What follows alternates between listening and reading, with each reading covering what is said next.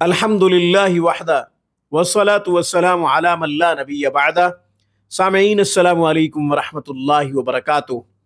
سامعین، آج مشکلات کے حل کے لیے ایک خوبصورت وظیفہ بتاؤں گا، آسان سا وظیفہ بتاؤں گا۔ ہر شخص کسی نہ کسی مشکل میں ضرور پھنسا ہوا ہے، کسی نہ کسی دکھ میں مبتلا ہے، کسی نہ کسی پریشانی میں مبتلا نظر آتا ہے۔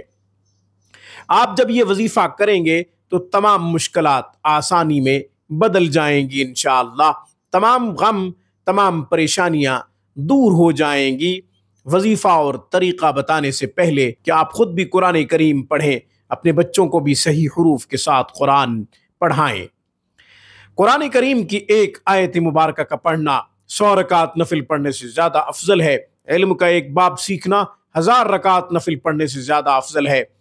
اپنی دنیا سنواریں، آخرت سنواریں، اپنے بچوں کی دنیا اور آخرت سنواریں۔ اپنے بچوں کو قرآن کے قریب کیجئے، انہیں قرآن کریم کی خوب تعلیم دیں، کیونکہ وہ آپ کے لیے صدقہ جاریہ ہیں۔ جب آپ دنیا میں نہیں ہوں گے، وہ نیک اعمال کریں گے تو آپ کو ثواب پہنچتا رہے گا، نیکیوں والا آپ کا کھاتا کھلا رہے گا انشاءاللہ۔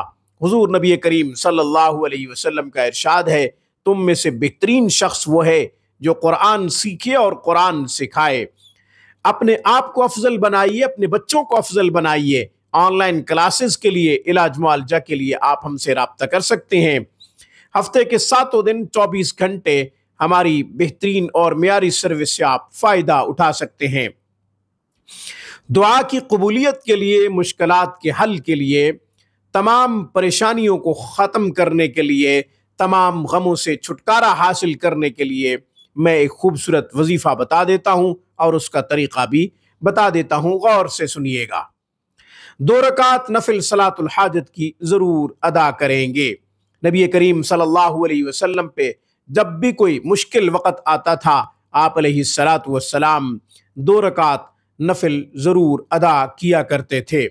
یہ امت کو تعلیم دی گئی ہے کہ جب بھی پریشان ہوں تو اللہ کے ہاں سربہ سجود ہو کے اللہ سے اپنی پریشانی کا حل اللہ سے طلب کریں، کیونکہ تمام پریشانیوں کا حل صرف اور صرف اللہ کے پاس ہے۔ مشکلات کے حل کے لیے، تمام حاجتوں کی تکمیل کے لیے، تمام پریشانیوں سے، غموں سے بچنے کے لیے 2 رکعت صلاۃ الحاجت کی نفل اس طرح پڑھیں گے کہ آپ پہلی رکعت میں آیت الکرسی پڑھیں گے، دوسری رکعت میں سورہ اخلاص پڑھیں گے۔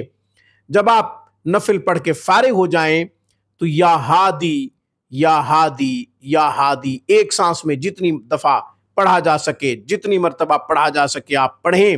اس کے بعد سجدہ ریز ہو جائیں، سجدے میں جا کے اللہ تعالیٰ سے مانگیں، یا اللہ میری فلاں مشکل ہے آسان کر دے، فلاں پریشانی ہے دور کر دے، فلاں غم سے نجات دے دے، یا میری فلاں حاجت ہے پوری کر دے۔